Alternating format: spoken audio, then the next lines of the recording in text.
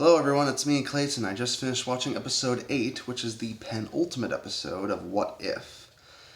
While some episodes of What If have been played for comedy and others have played with interesting ideas and comic lore, this is definitely one of the episodes that goes as dark, if not even darker, than the episode of If Stephen Strange Lost His Heart instead of his hands.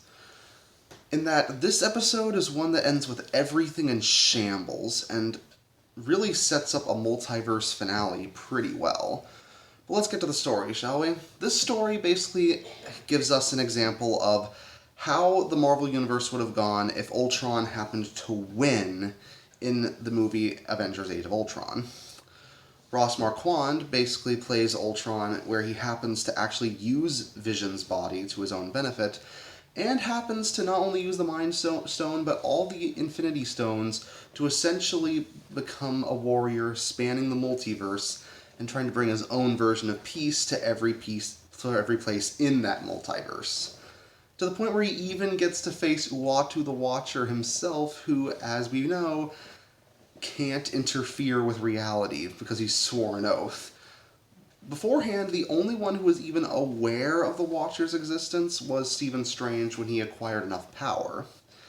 So, for Ultron to surpass that with the Infinity Stones, because of course those are the only things that allow him to do that, that's just amazing that the narrator becomes essentially a central character in this story.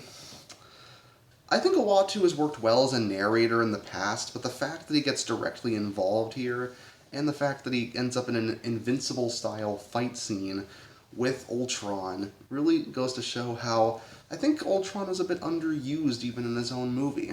And he could be a galactic-level threat if used properly, which I really do think he is here. On top of that, we also get Jeremy Renner and Lake Bell doing their best as Hawkeye and Black Widow in the B-plot, where they try to find a way to face down Ultron. And they even get the help of Arnim Zola, played by Toby Jones again. And yeah, I do think Arnim Zola's cameo in Captain America Winter Soldier was one of my favorite parts of that movie. So seeing him again here, and even having our heroes team up with him this time for the greater good, really does show how dire this situation is, to the point where even heroes and villains have to work together to beat a threat that threatens all of them.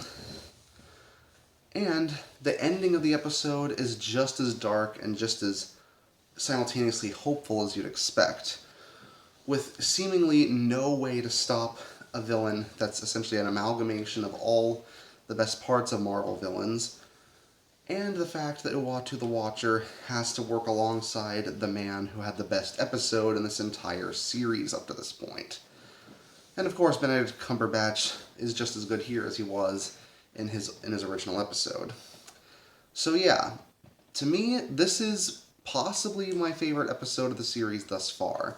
It goes for the throat, pretty much making it work as not only a penultimate episode, but also the darkest possible timeline that could happen if Ultron actually won and was able to gain all the power in the universe, and was able to essentially do what Thanos did, but on an even bigger scale, and while also inserting Ultron's own personal ideology as opposed to Thanos's. So, to me, I'm really excited to see the finale of this, and I can't think of any other rating I can give this other than a 9 out of 10. See you next time.